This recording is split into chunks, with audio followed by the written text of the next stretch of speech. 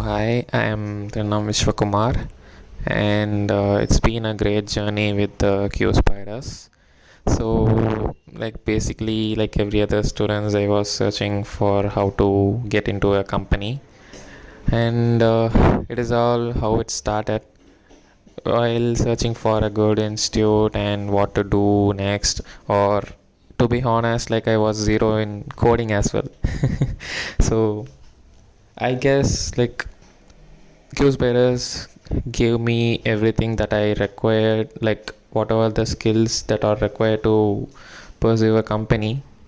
Everything was acquired from this QSpider, and I came for the institute and joined the full stack development course, and later I converted to the testing due to my favors and interest.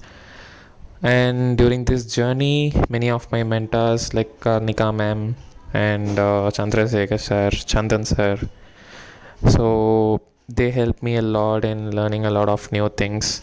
And yeah, basically the needs that are required to join inside a company